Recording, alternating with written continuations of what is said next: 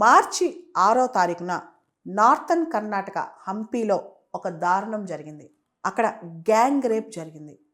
Israeli tourist 27 సంవత్సరాల అమ్మాయి హంపీకి వచ్చింది. హంపీ దగ్గర ఈవినింగ్ అక్కడ బయట ఒక లేక్ దగ్గర ఉంటే ఆ అమ్మాయితో పాటు ఉన్న వాళ్ళని అటాక్ చేశారు, కాజేశారు, దొంగతనం చేశారు. ఆ అమ్మాయిని గ్యాంగ్ రేప్ చేశారు. ఆ అమ్మాయితో పాటు ఇంకొక హోమ్ ఓనర్ ఎవరైతే ఉందో అక్కడ హోమ్ స్టే ఓనర్ ఆ అమ్మాయిని కూడా రేప్ చేశారు. ఫారిన్ టూరిస్టులు భారతదేశంలో 2023 మినిస్ట్రీ ఆఫ్ టూరిజం ప్రకారం 18.8 మిలియన్, దాదాపు 2 కోట్ల మంది ఫారిన్ టూరిస్టులు భారతదేశానికి వస్తూ ఉంటారు. వాళ్ళకి యునెస్కో వరల్డ్ హెరిటేజ్ సైట్లు, మన దేశంలో ఉన్న శిల్పకళ అంటే చాలా చాలా ఇష్టం. ముఖ్యంగా మహాబలిపురం కావచ్చు, లేకపోతే పాండిచేరి కావచ్చు, కర్ణాటకలో హంపి కావచ్చు, మహారాష్ట్రలో అజంతా ఎల్లోరా కావచ్చు, చాలామంది ఫారిన్ టూరిస్టులు అట్రాక్ట్ అవుతారు. ఇండియా కోసం ప్రత్యేకంగా వాళ్ళు వస్తారనమాట. హిమాలయస్ కూడా చాలామంది వస్తుంటారు. కానీ వాళ్ళకి చాలా పెద్ద థ్రెట్. చాలా సందర్భాల్లో వాళ్ళని స్టాకింగ్ చేయటం, వారి వెనకాల లోకల్స్ పడటము, ముఖ్యంగా ఈ లోకల్ యూత్ ఎవరైతే ఉంటారో చిన్న చిన్న చదువు లేకుండా చిన్న చిన్న పనులు చేసేవాళ్ళు వాళ్ళు ఎక్కువ మంది వాళ్ళ వెనకాల పడుతూ ఉంటారు. వాళ్ళ వెనకాల పడి స్టాకింగ్ చేయటము, వాళ్ళని హెకిల్ చేయటము, దాంతోపాటు కొన్ని సందర్భాల్లో ఎవరూ లేకపోతే వాళ్ళపైన సెక్షువల్ అటాక్స్ చేయడం ఇవన్నీ చేస్తారు. అయితే ఈ సందర్భంలో ఈ కేసులో ఏమైందంటే ఈ టూరిస్ట్తో పాటు ఇజ్రాయలీ టూరిస్ట్తో పాటు 3 పురుషులు కూడా ఉన్నారు. ఒరిస్సా నుంచి, మహారాష్ట్ర నుంచి, అమెరికా నుంచి వాళ్ళు కూడా ఎవడు పక్కన ఉన్నారు. అంతేకాదు ఈ టూరిస్టులు హంపీకి 4 కిలోమీటర్ల దూరంలో ఉన్న సనాపురా లేక్ దగ్గర రాత్రిపూట నక్షత్రాలు చూస్తూ మ్యూజిక్ వింటూ డిన్నర్ చేస్తున్నారంట.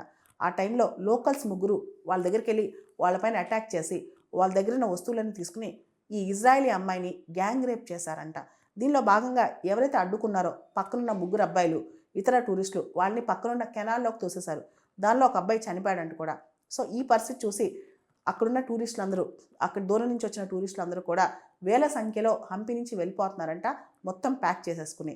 దీనికి సంబంధించి భారతీయ న్యాయ సంహిత సెక్షన్ 309 థెఫ్ట్ ఆఫ్ ఎక్స్టార్షన్ కింద, సెక్షన్ 311 రాబరీ కింద and robbery with serious injury అనమాట 311, తర్వాత సెక్షన్ 70 క్లాజ్ 1 గ్యాంగ్ రేప్ కింద, తర్వాత సెక్షన్ 109 అటెంప్ట్ మర్డర్ కింద, తర్వాత ఎవరినైతే కెనాల్లో తోసేశాడో ఆ అబ్బాయి కూడా ఒక అబ్బాయి చనిపోయాడు టూరిస్టు, ఆ అబ్బాయి మర్డర్ కింద, ఇవన్నీ కింద సెక్షన్స్ కింద వీళ్ళపైన కేసు బుక్ అయ్యాయన్నమాట.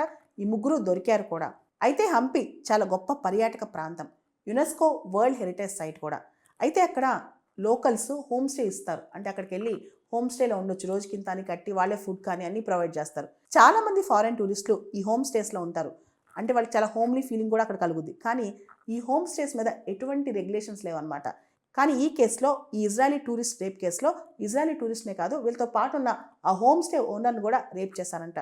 ఈ కేసు మీద అక్కడ పోలీసులు చాలా ఇన్వెస్టిగేట్ చేస్తున్నారు. భారతదేశంలో ఫారెన్ టూరిస్టుల మీద అటాక్స్, రేప్స్ బాగా పెరిగిపోతున్నాయి. గత సంవత్సరం 2024లో జార్ఖండ్లో స్పానిష్ టూరిస్ట్ అమ్మాయి, స్పానిష్ బైకర్ అనమాట, తన భర్తతో వచ్చింది ఇండియాలో అడ్వెంచర్ చేయడానికి. అమ్మాయిని 7 జార్ఖండ్లో రేప్ చేశారు. తన భర్త ఎదురుగానే 7 రేప్ చేశారు. ఇది చాలా దారుణమైన విషయం అనమాట. అంతకుముందు గోవాలో ఫారెన్ టూరిస్ట్ని రేప్ చేశారు.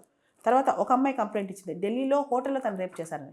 సో ఇట్లా చిన్న చిన్న వర్క్ చేసేవాళ్ళు హోటల్స్లో, ఇదంతా ఫారెన్ టూరిస్టులు భారతదేశానికి వచ్చినప్పుడు వాళ్ళపైన ఇలా అఘాయిత్యాలు చేస్తే ఇండియా ఇమేజ్ కూడా పోద్దనమాట. కాబట్టి ఎవరైతే లోకల్స్ ఉంటారో వాళ్ళపైన స్ట్రిక్ట్, కఠినమైన చర్యలు తీసుకోవాలి. ఇలాంటి పనులు చేసినప్పుడు ఒకళ్ళపైన చర్యలు తీసుకుంటే ఇలాంటి రిపీట్ కాకుండా ఉంటాయన్నమాట.